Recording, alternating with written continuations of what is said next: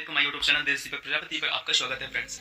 दोस्तों, आज हम चंद्रगुप्त द्वितीय के जीवन की उपलब्धियों के बारे में अध्ययन करते हैं। फ्रेंड्स, चलिए शुरू करते हैं। गुप्त अभिलेखों से पता चलता है कि चंद्रगुप्त द्वितीय की माता का नाम दत्ता देवी था। समुद्रगुप्त के एर अभिलेख से पता चलता है कि समुद्रगुप्त बहुपात्र था। परंतु हमें केवल उसके दो ही पुत्रों के बारे में ज्ञान है, एक रामगुप्त और चंद्रगुप्त।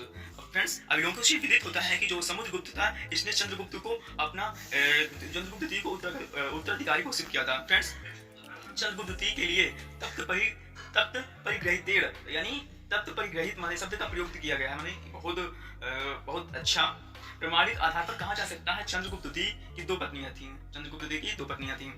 फ्रेंड्स, जो चंद्रगुप्त था, इसकी दो पत्नियां थीं, एक ध्रुव देवी थी, एक कुबेरनागा। उसने दो पुत्र कुमारगुप्त और गोविंदगुप्त तथा एक पुत्री भगवती गुप्त था। यानी जो चंद्रगुप्त द्वितीय की जो दो पुत्र थे, एक का नाम था कुमारगुप्त, एक का गोविंदगुप्त।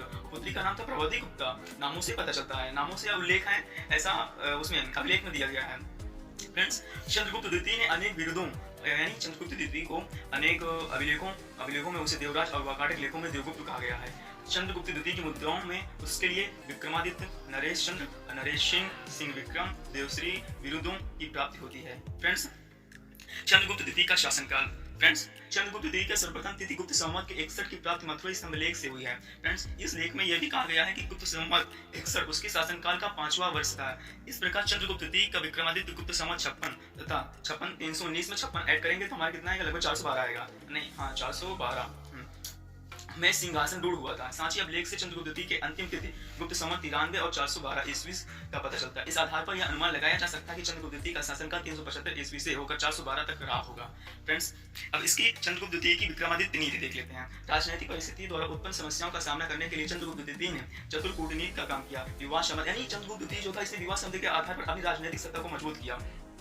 विवाह संबंध, मित्रतापूर्ण संधियां तथा शस्त्र प्रयोग को अपनी कूटनीति का आधार बनाया। यानी जो चंद्रगुप्त द्वितीय थी, इसने राजनीतिक विवाह संबंध के आधार पर अपनी जो राजनीतिक मजबूती और कूटनीति का मजबूत बनाया, इसी आधार अपने साम्राज्य का विस्तार किया। फ्रेंड्स, चंद्रगुप्त द्वितीय ने तत्कालीन राजनीतिक परिस्थितियों में अपना सफल अभिनय प्रारंभ किया।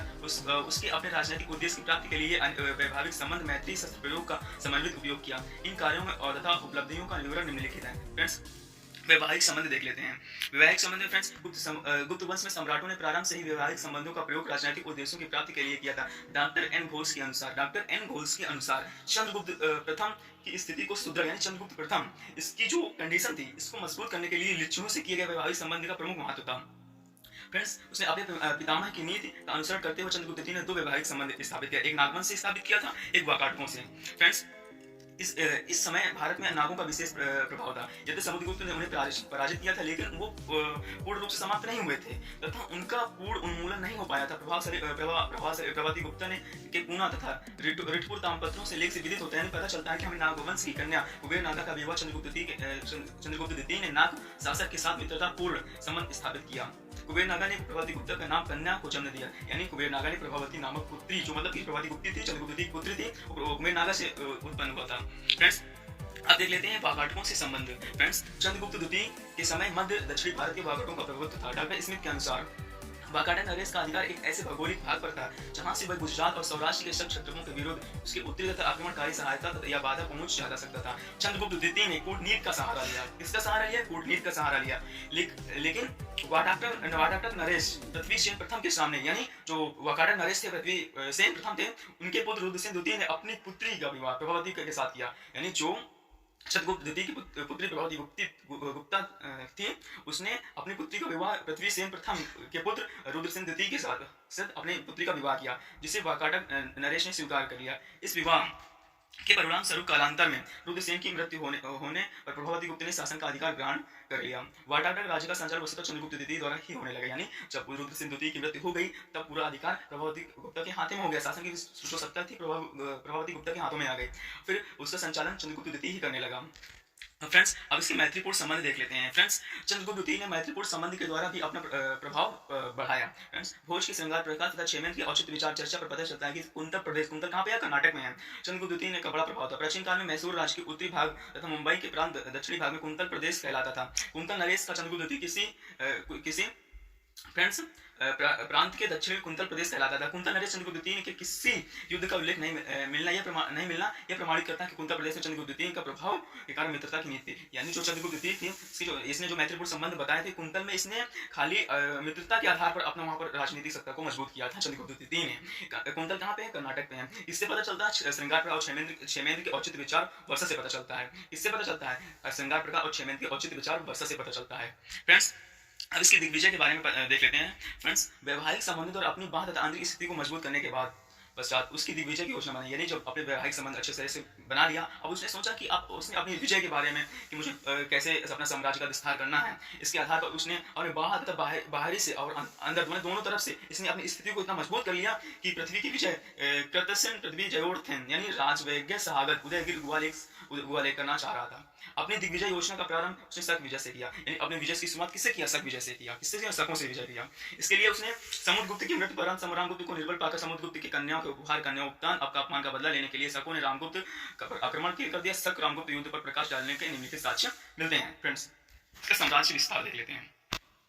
फ्रेंड्स, चंद्रगुप्त द्वितीय ने बंग बाहली विजयों द्वारा गुप्त साम्राज्य सीमा को संवर्धित किया। पूर्व में बंगाल, पश्चिम में पंजाब, उत्तर में दक्षिण तथा दक्षिण में सीमा से लेकर दक्षिण पश्चिम में गुजरात काठियावाड़ तक उसका साम्राज्य विस्तार था। इसके अतिरिक्त दक्षिण में वाकाटक तथा कुंतल प्रदेश का इसका प्रभाव प्रसारित था। महरौली के प्रशस्तिकार ने संभवतः इसी कारण उसके प्रभाव को दक्षिणी समुद्र पर्यंत फैले उल्लेखित किया। फ्रेंड्स, महरौली अभिलेख के अनुसार उसके चंद्रगुप्त द्वितीय दिग्विजय होने के बाद उसे वीरांलील यानी पराक्रम से दक्षिण समुद्र आज भी सुहासित हो रहा है।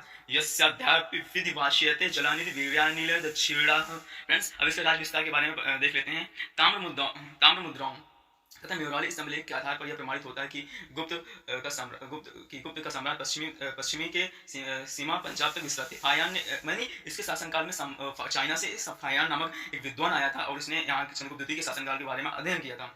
इससे स्पष्ट होता है कि मध्य प्रदेश में उसका प्रभुत्व था। बंगाल में ढाका, उसको डावाक बोलते थे। कामरूप पहले से ही उसने अधीन थे। दक्षिण पश्चिम में सिंध नदी डेल्टा गुजरात तथा काठियावाड़ उसके अधिकार में थे। दक्षिण के वाकाटक तथा कादम्बों में उसका अच्छा प्रभाव था।